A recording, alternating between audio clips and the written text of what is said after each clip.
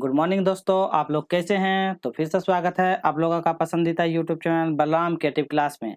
आज हम फिर से आप लोगों के लिए ये झारखंड टेट, ठीक है? तो अभी आगामी जो झारखंड टेट 2025 में एग्जाम होने की संभावना है, तो उसका हम पीवाईक्यू प्रैक्टिस सेट लाए हैं। और यह आपका प्रैक्टिस सेट पूरा कंप्लीट प्रैक्टिस सेट रहेगा, जिसमें से आपका झारखंड टेट का जो कोई भी तैयारी करते हैं झारखंड का, उसके लिए बहुत ज़्यादा इंपॉर्टेंट रहेगा। और ये पेपर बाल विकास से रहेगा, ठीक है? यहाँ पे लिखा हुआ बाल विकास और शिष्टाचार, ठीक है? जिसमें से 25 क्वेश्चन आएगा, ठीक है? तो बहुत ज़्यादा इंपॉर्टेंट इसका रोल रहेगा। अब पेपर 2 का हम लोग करवाने वाले हैं, ये सीडीपी, ठीक है? इसको सीडीपी। तो आज का हम रहेंगे झारखंड टेट का करवाने। इससे पहले मैंने सीटेट का कंप्लीट मतलब सेशन अभी कंटिन्यू करवा रहा हूँ, पीवाईक्यू से करवा रहा हूँ। जो कोई सीटेट का भी तैयारी करते हैं तो वो जाकर प्लेलिस्ट में जाकर सीटेट वाला देखिएगा।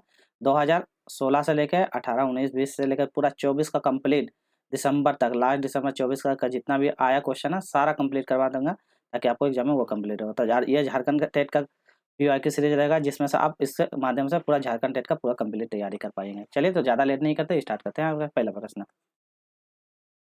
थोड़ा स्पीड में करेंगे, ठीक है? प्रैक्टिस सेट है इसीलिए। यदि एक विद्यार्थी कक्षा में भाग लेने से संकोच करता है तो आप क्या करें? तो एक विद्यार्थी है जिसको क्या है, कक्षा में मतलब भाग लेने से वो संकोच हो रहा है, उसको परेशानी हो रहा है, तो क्या कीजिएगा? उससे प्रश्न नहीं पूछेंगे।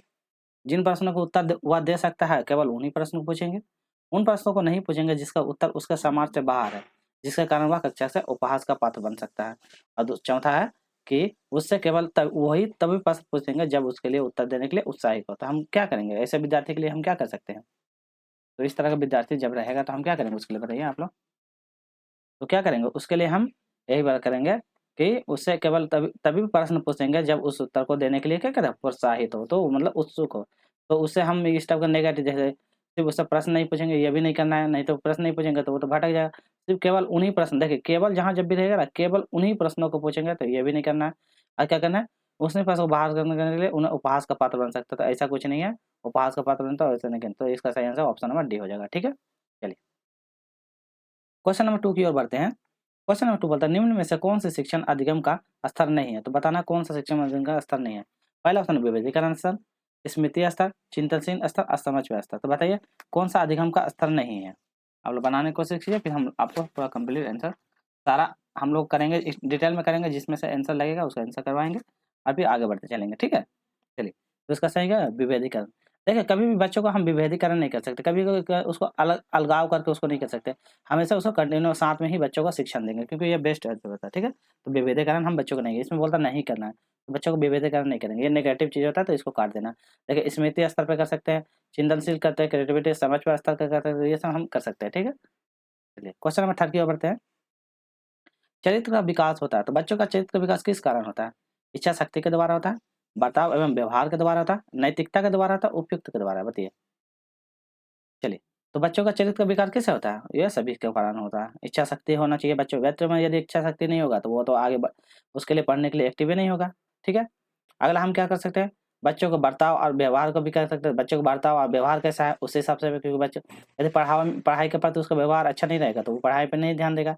अनैतिकता, बच्चे के मतलब मोरालिटी कैसी है, तो उस पर भी ये सारा चरित्र का विकास में होता है। ऑप्शन नंबर इसका डी सही हो जाएगा, ठीक है? चलिए क्वेश्चन नंबर 4 की ओर बढ़ते हैं। शिक्षण की सत्तावादी स्तर क्या है? पहला शिक्षक केंद्रित होना चाहिए, छात्र केंद्रित होना चाहिए, पदार्थ केंद्रित होना चाहिए और अनुभव केंद्रित होना चाहिए। तो बताइए शिक्षण की असत्तावादी स्तर क्या है? देखिए यहाँ पे बोलता है शिक्षण, तो क्या होगा? इसका सही आंसर क्या हो जाएगा? ऑप्शन नंबर ए हो जाएगा। क्या हो जाएगा? शिक्षक केंद्रित होगा। देखिए शिक्षक केंद्रित में क्या है? शिक्षक केंद्रित। यहाँ क्या होगा? शिक्षण। तो देखिए शिक्षण के लिए क्या होता है? टीचर का होना बहुत ज्यादा इंपॉर्टेंट है, ठीक है? क्योंकि देखिए टीचर का होना बहुत ज़्यादा, क्योंकि टीचर के ही बिना मतलब कि टीचर के द्वारा कोई भी प्रोसेस नहीं हो सकता। इसलिए इसमें बोला शिक्षण का सत्तावादी स्तर पूछा, इसलिए क्वेश्चन को ध्यान से पढ़िएगा। नहीं तो बहुत लोग तो छात्र केंद्रित मान देंगे, क्योंकि बहुत लोग सोचा कि छात्र केंद्रित बच्चों को छात्र केंद्रित से पढ़ाना चाहिए, तो वो नहीं। इसमें बोला शिक्षण का सत्तावादी स्तर पूछा है, ठीक है? तो ये हो जाएगा, ठीक है? चलिए क्वेश्चन नंबर 5 की ओर बढ़ते हैं। इसमें मतलब शिक्षक का बर्ताव होना चाहिए, तो बताइए टीचर का कैसा नेचर होना चाहिए? प्रशासनात्मक होना चाहिए, शिक्षा प्रसाद होना चाहिए, आदर्शवादी होना चाहिए, निर्देशनात्मक होना। तो शिक्षक का नेचर कैसा होना चाहिए बताइए? स्पीड में करेंगे हम लोग, ठीक है? कैसा होना चाहिए? आदर्शवादी होना चाहिए। देखिए आदर्शवादी होना चाहिए, क्यों? क्योंकि आदर्शवादी के माध्यम से किसी क्या है, शिक्षण प्रक्रिया में क्या प्रभाव रूप प्रदान करता है। तो इसलिए बच्चों को टीचर को आदर्शवादी होना चाहिए, ठीक है? चलिए अगला क्वेश्चन। अगला क्वेश्चन होता है बालिका क्या है, बालिका शिक्षा को महत्व देना उचित है। तो अच्छा बालिका बोलता है, तो बालिका शिक्षण को महत्व देना उचित क्या है, मतलब कि लड़कियों को पढ़ाना ज़्यादा महत्व देना क्यों उचित है, ये बता पूछना है। पहला बालिकाएं क्या है, बालिकाएं बालकों से अधिक बुद्धिमान होते हैं इसीलिए देना चाहिए। बालिकाएं बालक में अल्पसंख्या है इसीलिए होना चाहिए। अतीत में बालिकाओं को बुरी तरह से विधेयित किया गया था इसीलिए, या किसी समाज परिवर्तन के नेतृत्व में केवल बालिका समर्थ है, ये बताइए। देखिए हम आपको ना ऑप्शन एलिमिनेट करके भी बताना सिखा देते हैं ताकि आप एग्जाम में ना हम जैसे आंसर वाले बता देते हैं तो उसमें हो सकता है। देखिए और एलिमिनेट करना कैसे, देखिए विभेदीकरण किया जाता था इसलिए, तो ये ऐसा नहीं है, ये मतलब काट दीजिए। बालिकाओं को सिर्फ अधिक बुद्धिमान होता है इसलिए, इसको काट दीजिए। देखिए काटने से क्या, बालिका या बालकों से अल्पसंख्या इसलिए, अल्पसंख्या ऐसा इसलिए नहीं, तो इसका क्या हो जाएगा, नहीं अच्छा वो वाला नहीं है, आदि तो विभेदित किया जाता था ये वाला सही होगा। यहाँ केवल पूछा ना, ये वाला नीचे वाला गलत है, केवल बालिकाएं समर्थ है इसलिए ये वाला, तो इसका ऑप्शन नंबर सी सही होगा, ठीक है। तो ऑप्शन नंबर सी इसका सही होगा, ठीक है। चलिए तो विभेद कैसे काटना है आपको बता देंगे। चलिए क्या है, समन्वित शिक्षा की सफलता निर्भर करती है, तो बताना समन्वित शिक्षा की सफलता क्या निर्भर करती है, कलर चेंज कर दे रहे हैं। चलिए आप बताइए।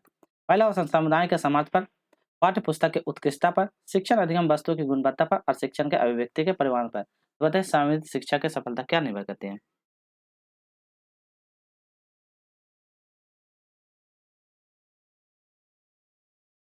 चलिए तो क्या हो जाएगा, इसका सही हो जाएगा ऑप्शन नंबर ए हो जाएगा। क्या हो जाएगा, समुदाय का समर्थन। देखिए समुदाय का समर्थन, इसको थोड़ा सा टेक्स्ट बड़ा कर दे रहे हैं।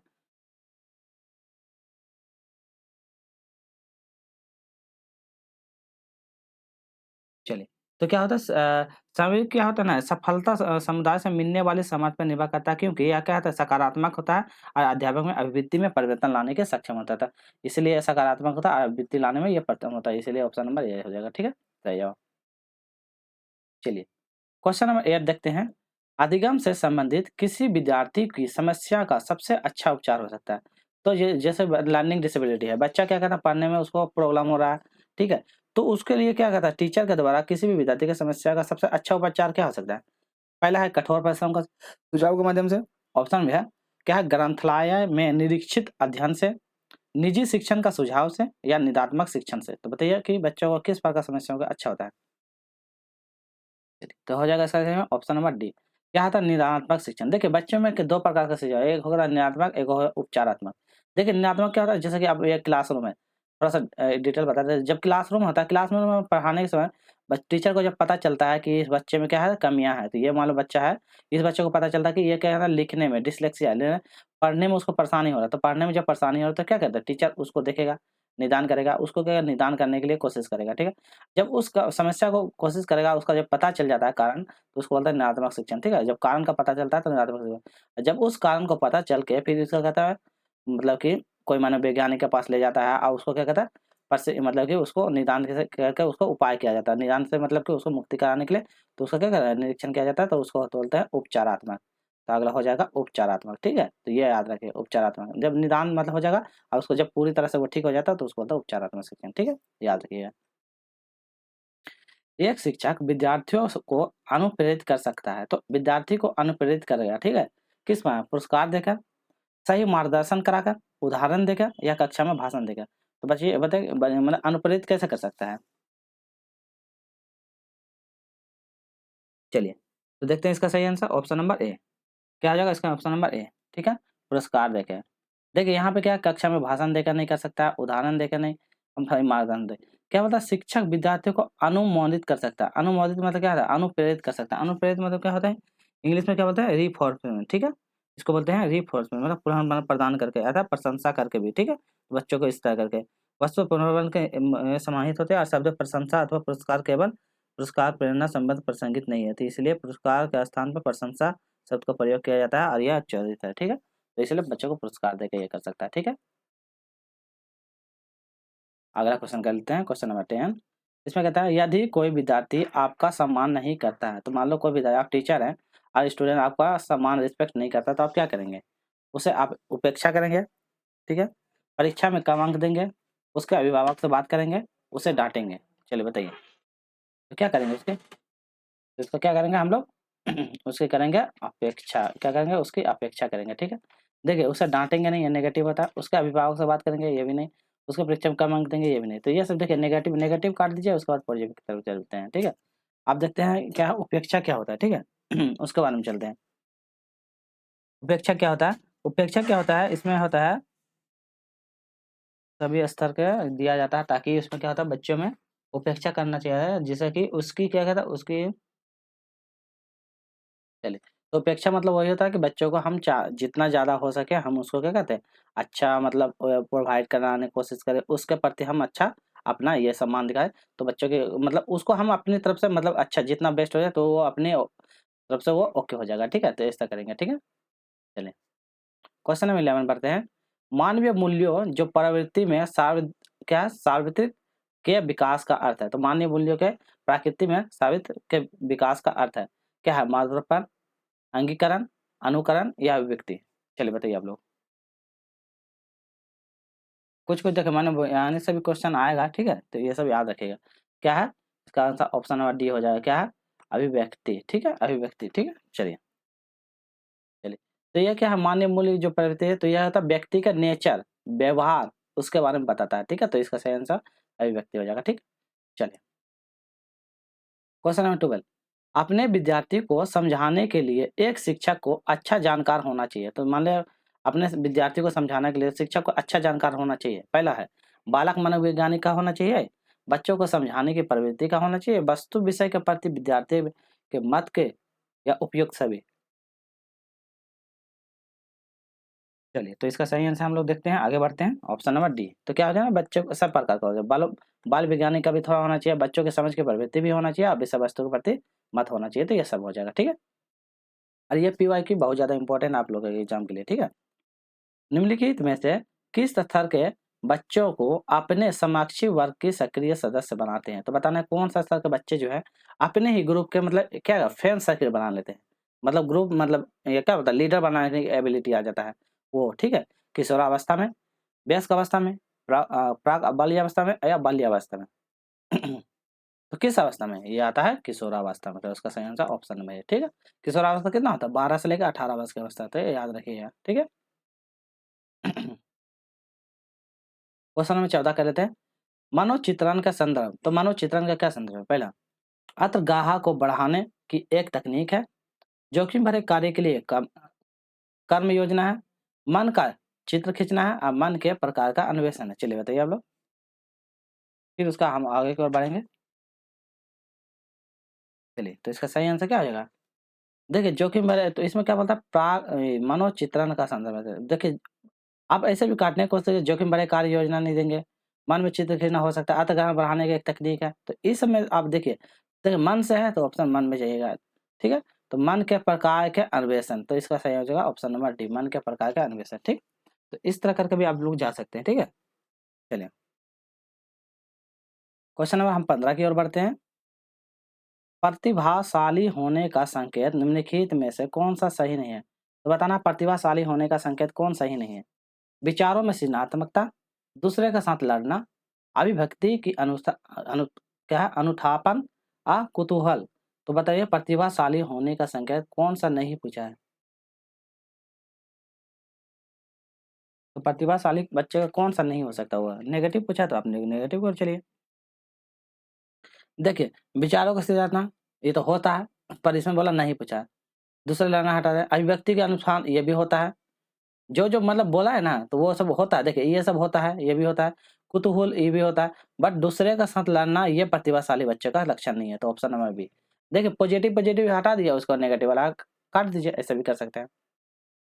चलिए क्वेश्चन नंबर 16 है। क्वेश्चन नंबर 16 में थोड़ा सा यहाँ पे कुछ छिपा हुआ है ना, तो देखिए इसमें बोलता है क्या है प्रासामान्य, ठीक है। क्वेश्चन नंबर 16 की ओर रुकिए एक मिनट, हम क्वेश्चन नंबर 16 को देख लेते हैं। चलिए क्वेश्चन नंबर 16 में बढ़ते हैं। क्वेश्चन नंबर 16 बताए हाँ, एक परसामान्य 12 वर्ष के उम्र के बच्चों में से सबसे क्या है सबसे अधिक होना संभव। तो यहाँ है सबसे अधिक, यहाँ क्या लिखा अधिक, ठीक है। अधिक होना संभव, अधिक होना संभव यहाँ लिख दिया था, अधिक होना संभव है, ठीक है। अधिक होना संभव है, संभव है। तो बोला एक परसामान्य 12 वर्ष के उम्र के बच्चे में सबसे अधिक होना संभव है, तो क्या होना संभव है वो पूछा है, ठीक है। चलिए पहला ऑप्शन है कुल प्रेरक समझने में कठिनाई, वयस्कों को खुश करने के बारे में, दूषित की अनुभूति। सी में है अब और यहाँ की उसकी रुचियों को सीमित करना, असमक्षी करते हुए अनुमोदन के लिए बेचैनी। तो बताइए कि 12 वर्ष के बच्चों में ये क्या होता, 12 वर्ष की उम्र के बच्चों में अधिक होना क्या संभव हो जाता है? आसान है, बस समझने की कोशिश कीजिए आप लोग कि उसमें क्या बोलता है, ठीक है? चलिए फिर उसके बाद आंसर की ओर हम लोग बढ़ते हैं। तो सही आंसर की ओर देख लेते हैं क्या हो जाएगा इसका सही आंसर, ठीक है? चलिए तो सही आंसर हो जाएगा ऑप्शन नंबर डी। क्या हो जाएगा? यही है समकक्ष अनुमोदन के लिए बेचैनी। तो यही होता है समकक्ष अनुमोदन के लिए बेचैनी, ठीक है? देखिए रुचि इसमें क्या बोलता है? क्या है? पर सामान्य 12 वर्ष की उम्र के बच्चों में सबसे अधिक होना, तो यही होता है कि बेचैनी टाइप का हो जाता है, ठीक है? तो अनुमोदन के लिए बेचैनी हो जाता है, ठीक है? क्वेश्चन नंबर समझ विद्यालय के विद्यार्थियों को भाग जाने का कारण। तो देखिए विद्यालय में कोई बच्चा है, उसको जब भाग जाने का कारण क्या हो सकता है? तो विद्यालय में पढ़ने के दौरान वो भाग क्यों जाता है? पहला कक्षा शिक्षण में रुचि का अभाव, विद्याओं के अध्ययन में रुचि का अभाव, विद्यार्थियों को दंड नहीं देना और समस्या के प्रति शिक्षक को नित्यावृत्ति। चलिए तो देखिए इसमें शिक्षक को निर्दलीय अभिवृत्ति, समस्या के प्रति शिक्षक को निर्दलीय, ये तो नेगेटिव में काट देंगे। विद्यार्थियों को दंड नहीं देना, ये भी काट देंगे। विद्यार्थियों को अध्ययन में रुचि का, देखिए अध्ययन में रुचि का बोलता है और कक्षा शिक्षण में रुचि का। तो बच्चों को क्या अध्ययन में रुचि नहीं, शिक्षण में उसको रुचि, मतलब कि टीचर का जो पढ़ाने का तरीका है उसमें दिक्कत है, इसीलिए उसको भाग जा रहा है। भाई यानी देखिए कक्षा में तो कोई दिक्कत नहीं है, कक्षा का क्लास तो ठीक रहता है, कक्षा में अध्ययन का रुचि का मतलब नहीं, टीचर में प्रॉब्लम है इसीलिए रुचि का भाव, ठीक है? टीचर उसको नहीं समझा पा रहा है, वो हो सकता है। चलिए क्वेश्चन नंबर 18 करते हैं। विद्यार्थियों में श्रम की स्फूर्ति का विकास करने के लिए, तो श्रम की स्फूर्ति का विकास करने के लिए क्या करना है? शिक्षक अपने ही श्रम में प्रवृत्ति दिखाएगा। ऑप्शन नंबर शिक्षक श्रम के महत्व को व्याख्या करेगा। समय समय समय पर विद्यार्थियों को श्रम करने का अवसर देना चाहिए। और अगला है विद्यार्थियों को श्रम करने वाले लोगों का उदाहरण देना पड़ेगा। तो क्या होता है विद्यार्थियों में श्रम की स्फूर्ति विकास करना है, तो बच्चों को पढ़ने में मतलब श्रम की स्फूर्ति का विकास कैसे कीजिएगा बताइए? चलिए बनाने की कोशिश कीजिए, फिर हम लोग आगे की बात करेंगे। उसके बाद आंसर की ओर लिख लेंगे, फिर देखते हैं कि इसका सही आंसर क्या हो जाएगा। चलिए तो इसका सही आंसर देखते हैं ऑप्शन नंबर सी। क्या हो जाएगा? समय समय पर विद्यार्थियों को श्रम करने का अवसर प्रदान करना है। तो वही होता है बच्चों को पढ़ने में आपको कैसे रुचि उसको प्रोवाइड करवाइएगा, तो क्या कहता है विद्यार्थियों को समय समय पर अवसर देना चाहिए। देखिए इसमें क्या आता है शिक्षक को श्रम की प्रवृत्ति दिखाएगा, ऐसा नहीं है। शिक्षक का महत्व के व्याख्यान करेगा, सिर्फ व्याख्यान करने से भी नहीं होता। अब विद्यार्थियों को श्रम करने वाले लोगों को उदाहरण दे, सिर्फ उदाहरण देने से नहीं होता है। उसको क्या समय समय पे अवसर देना पड़ेगा बच्चों को। अब जितना उसको ज़्यादा अवसर दीजिएगा उतना ज़्यादा बच्चा अच्छा करेगा, ठीक है? तो ये सब हमको करना पड़ेगा। चलिए क्वेश्चन नंबर 19 की ओर बढ़ते हैं। क्वेश्चन नंबर 19, ठीक है? कलर चेंज करते हैं। चलिए तो 19 में देख लेते हैं।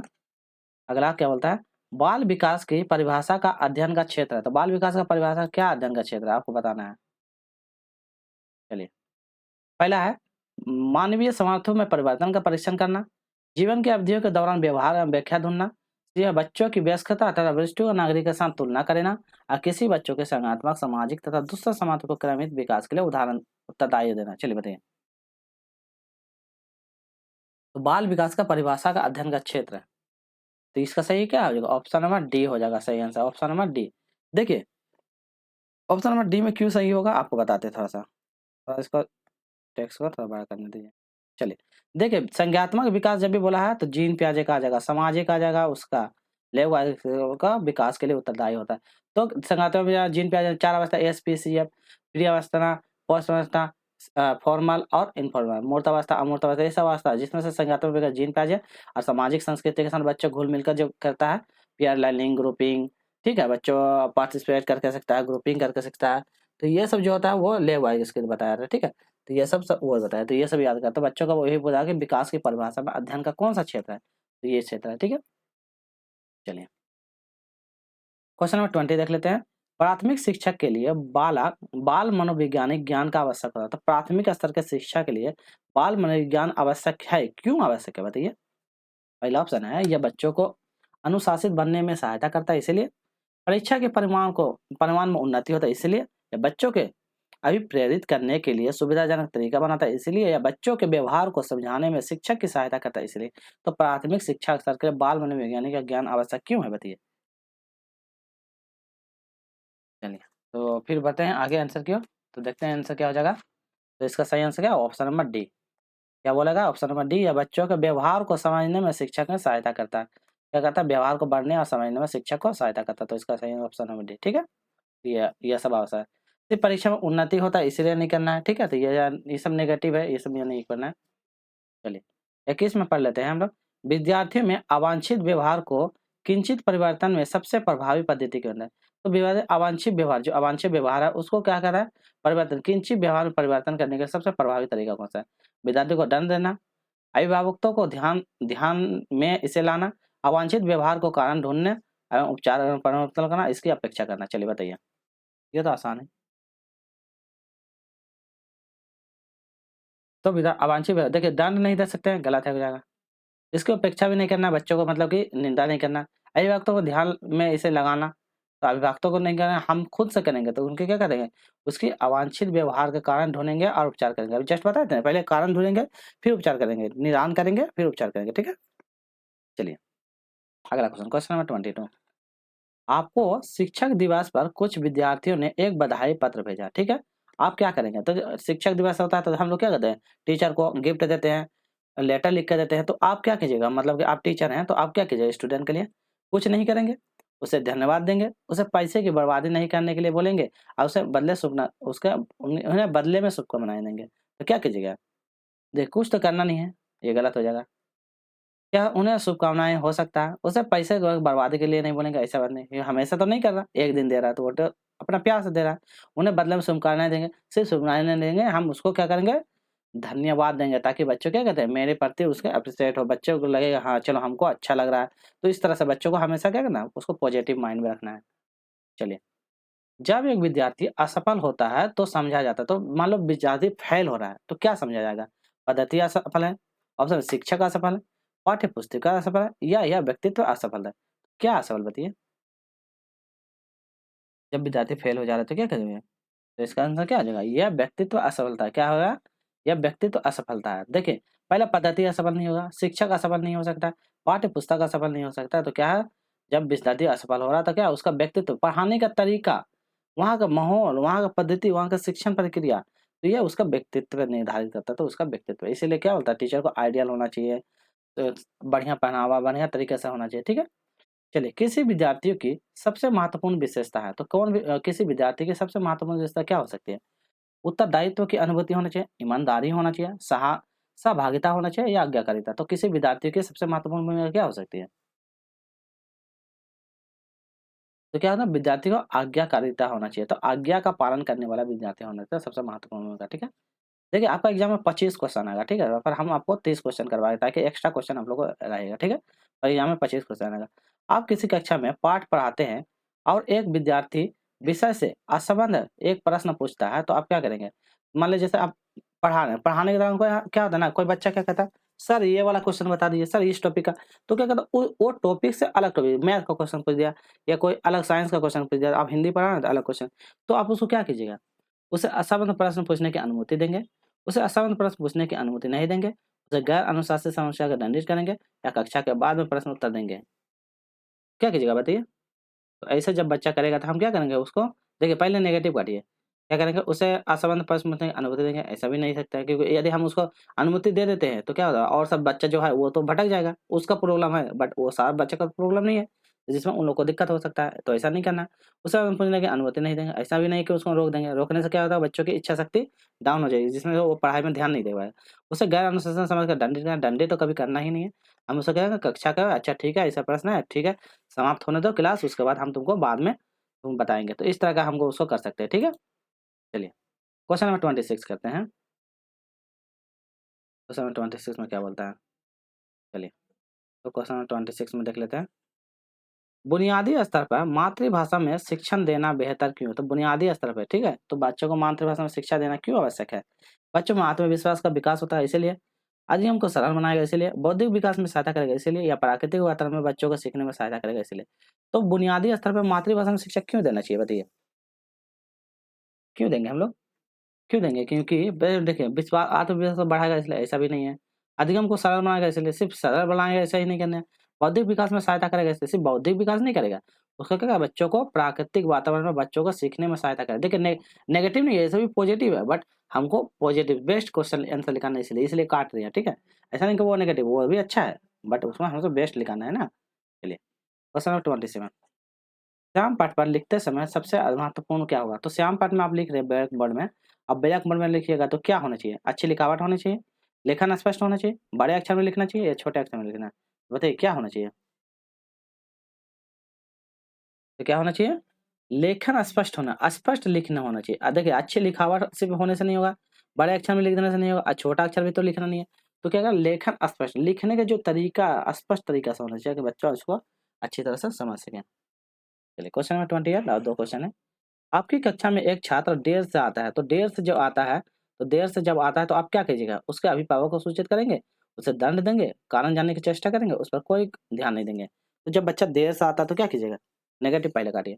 उस पर ध्यान नहीं देंगे, गलत जवाब। कारण जानने की चेष्टा करेंगे, हो सकता है। उसे दंड देंगे, ये भी नहीं। उसके अभिभावक, देखिए बच्चों का अभिभावक को सूचित नहीं करना है, बच्चों को क्या करना है? कारण जानने की कि आखिर तुम लेट से क्यों आ रहे हो? क्या कारण है? क्या परेशानी है? वो बताइए। ठीक है? चलिए क्वेश्चन नंबर 29, विद्यालय में विद्यार्थी को कैसे अभिप्रेरित करना उचित होगा? तो कैसे बच्चों को मोटिवेट कीजिएगा? ठीक है? पहले चुने हुए अध्ययन के द्वारा, प्रासंगिक अध्ययन के द्वारा, गहन अध्ययन के द्वारा, स्वर अध्ययन के द्वारा। तो हम क्या करेंगे? बच्चों को गहन अध्ययन कराएँगे, ठीक है? गहन अध्ययन के द्वारा हम क्या कर सकते हैं? बच्चों को, विद्यार्थी को अभिप्रेरित कर सकते हैं। तो ये करवाएँगे, ठीक है? चलिए, आज का अंतिम प्रश्न, शिक्षा का उद्देश्य होना चाहिए, तो शिक्षा का क्या उद्देश्य होना चाहिए? विद्यार्थी में व्यावसायिक कुशलता को विकास करना, विद्यार्थियों में सामाजिक जागरूकता का विकास करना, विद्यार्थियों में परीक्षा के लिए तैयार करना और व्यवहारिक जीवन में के लिए विद्यार्थियों को तैयार करना। तो शिक्षा का क्या उद्देश्य होना चाहिए? चलिए, तो इसका सही आंसर हो जाएगा। देखिए इसमें ना सारा पॉजिटिव है। देखिए आर्थिक कुशलता का भी विकास कर सकते हैं, ठीक है? विद्यार्थी को सामाजिक जागरूकता भी विकास होगा। विद्यार्थियों को परीक्षा के लिए तैयार करना, ये भी होता है। व्यवहारिक जीवन के लिए विद्यार्थी का तैयार करना। तो देखिए ये सब सारा पॉजिटिव है, तो इसमें नेगेटिव नहीं होगा, ठीक है? इसका सारा पॉजिटिव है, तो इसका सारा पॉजिटिव है। पर इसमें यदि बोलेगा कि इसमें नहीं पूछ देता ना, इसमें कहता शिक्षा का उद्देश्य नहीं होना चाहिए, तो क्या करेगा? विद्यार्थी का परीक्षा के लिए तैयार करना, इसमें सिर्फ नहीं पूछ देता। चलिए मान लीजिए इसको नहीं कर देते हैं। क्या उद्देश्य होना चाहिए? तो यहाँ नहीं होना चाहिए, नहीं होना चाहिए। बोलेगा शिक्षा का क्या उद्देश्य नहीं होना चाहिए, तो इसका सही आंसर ऑप्शन नंबर सी हो जाएगा। क्योंकि बच्चों को हम कभी भी हम परीक्षा के लिए तैयार नहीं करेंगे, तो इसका सही आंसर होगा ऑप्शन नंबर सी। अगर बच्चों को हम कभी भी परीक्षा के लिए तैयार नहीं करें, हम उसे बेस्ट देने की कोशिश करें। ये नहीं कि सिर्फ एग्जाम पास करना, वैसा नहीं है करना है, ठीक है? तो वैसा नहीं करना है, ठीक है? आज का वीडियो इतना ही रहेंगे। आपको वीडियो कैसे लगी? आपको वीडियो को क्या करना है? लाइक करना है, ज़्यादा से ज़्यादा शेयर कीजिएगा और चैनल को नए हैं तो SUBSC सब्सक्राइब ज़रूर कीजिएगा। तो नए हैं तो चैनल को ज़रूर सब्सक्राइब कर लीजिए, ताकि हम आपको जेटेट का सारा पीओक्यू, आज ये आज का जेटेट का पहला प्रैक्टिस सीरीज है। और इसमें जेटेट का मैंने 2012 वाला करवा दिया, 16 वाला भी पीओक्यू करवा दिया। तो जो कोई जेटेट का वो वाला नहीं देखे पीओक्यू, तो उसको जरूर देख लीजिएगा। तो आज हम लोग इस जेटेट का प्रैक्टिस सेट स्टार्ट किया है 1। इस तरह कंटिन्यू करेगा, 20-25 प्रैक्टिस सेट रहेगा, ताकि आप एग्जाम में अच्छा कर पाइएगा, ठीक है? तो इतना सीटेट का जो कंटिन्यू है, सीटेट का वो कंटिन्यू चलता रहेगा। आज का जेटेट का ये वाला प्रैक्टिस सेट 1 है। आपको वीडियो अच्छी लगी होगा तो प्लीज़ लाइक से सब्सक्राइब कीजिएगा। इसी तरह कंटेंट के लिए जुड़े रहिए मेरे चैनल पे, ठीक है? टेक